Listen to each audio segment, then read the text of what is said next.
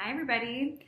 Today we are going to learn how to spin with using a drop spindle. So this is a drop spindle. Yours is going to look something like this.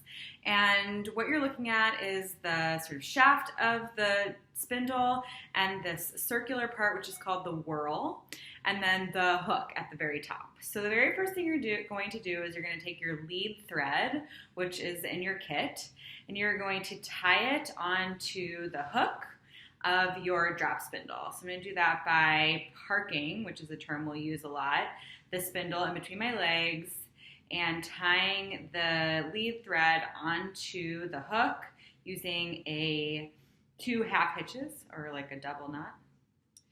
Okay, so now that I have my lead thread that's tied onto my spindle, I'm now going to practice spinning. And I'm going to do this to sort of figure out which hand I like to spin with.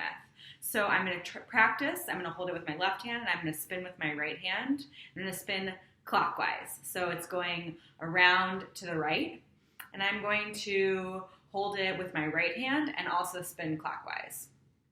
So you want to make sure that you're spinning always to the right. It's going to be a good way to remember that you're spinning the right way. So practice holding with your left hand, practice holding with your right hand, spin with your left hand. There should be a hand that you feel definitely more comfortable with. For me, I spin with my right hand and I hold the thread with my left hand. So once I've done that, I'm just going to kind of keep spinning. Just get a feel for it, and I'm going to see what it feels like to spin the spindle all the way so that the torque is being built up a lot onto this lead thread. So the thread is being twisted so much that it can't possibly twist anymore. So I'm going to do that. I'm going to practice. I'm going to see what that feels like. Feels good. Super confident. Awesome. So the next thing that I'm going to do is I'm going to unfray the last inch of the lead thread yarn. So this is like a 4-ply wool. So that means 4 individual strands of wool have been spun and then spun together. And we're going to learn more about plying later. I'm going to open this up as kind of a fan. All right, and I'm going to save this for later. So I'm going to put this down for a second, and I'm going to get my roving. So everybody's going to have roving in their kit. It's white sheep's wool. It looks like this. And we're going to pre-draft it. So the first thing I'm going to do is I'm going to divide it in half. And the second thing that I'm going to do is draft it. What drafting means is I'm going to gently pull the fibers looser. So right now, they are bundled very tightly all together, but if I gently pull on them, you can see that they become more transparent, less dense. I'm going for less dense. So once I've drafted my entire bundle, and I really don't want to work with a very, very large piece right now. Like this first piece is about 18 inches. This is good for your very first time. So I'm going to take the drop spindle, I'm going to park it in between my legs, which means I'm taking the shaft and placing it between my knees so that the spindle is facing upward. And I'm going to overlap about an inch of the end of my roving with this frayed out piece of lead thread that I've created. And I'm going to pinch below the fray, so I'm holding onto the roving and the yarn with my left hand. If you're spinning with your other hand, you'd be holding this with your right hand.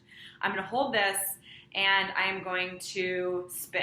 Now you can see something really important just happened, which is that the end of my roving just got sucked into the vortex tornado.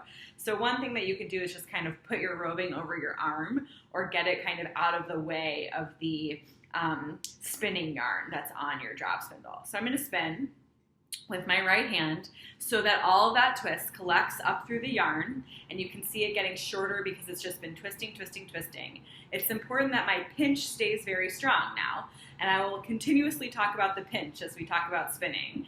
So I'm now going to park my spindle, and I'm going to I'm sort of like using my right hand now, and I'm guiding the spin or the energy that's been built up in my yarn that I've twisted below, and I'm letting it guide up the roving, which is creating a twist up through the roving, which is creating my yarn, but it's also creating a joint between the yarn, the lead thread, and my roving. And so that's how you start using the drop spindle, and this is the way that you will connect a new piece of roving to your past roving. So great, I'm spinning now. Now it's the easy part. I'm keeping my pinch, letting my spindle, once it's not spinning anymore, too much energy has been captured, I'm going to let that twist gently rise up the yarn. Now I have pre-drafted my yarn, which means that I'm not really pulling too much as the spin lifts up through the yarn. And as I go, I can continue to draft at the same time. But the nice benefit of pre-drafting is that that is basically going to be the thickness of your yarn. You've set it before you started. It's a great beginner way to go so that you know that your yarn is going to be consistent.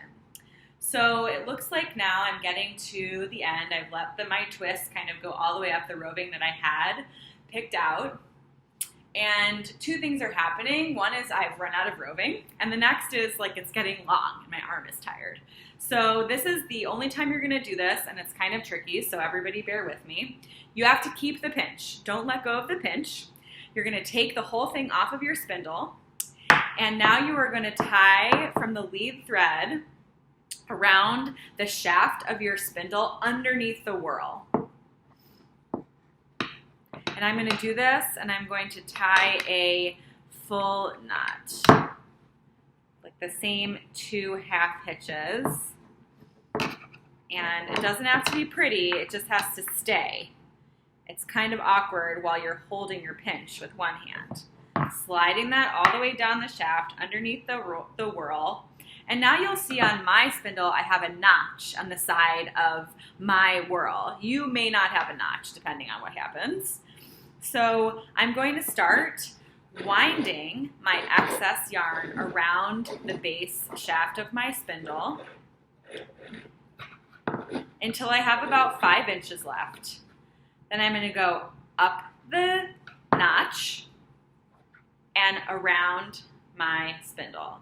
So this is called a sailboat technique, and it's because the yarn makes a triangle or sail out of the like the spindle. So I'm going to keep spinning now. So I'm going to build up that torque. I only have a little bit left. I'm going to leave an inch, park.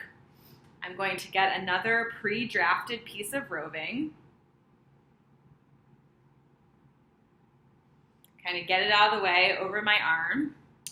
I'm going to overlap about an inch of the last roving with my latest roving and let that pinch glide up the yarn, catching and making a new joint.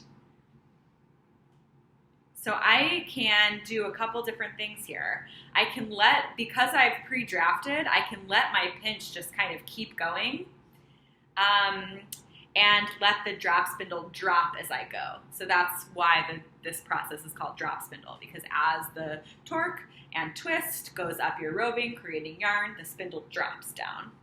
So the other thing that can happen is if you haven't pre-drafted enough, then you might want to draft while you go. And in that case, the spinning and parking will become useful. So you can park the spindle, replace the pinch with your right hand, draft a little bit more with your left hand, and keep spinning.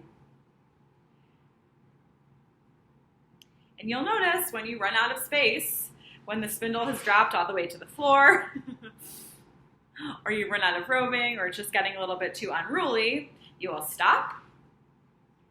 You will unwind from the hook, wind around the shaft. There's a couple different ways to do this, whatever's faster.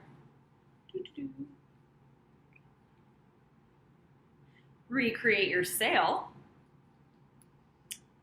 Tie around your 2 full rotations around the hook and keep spinning. That's how you use the drop spindle.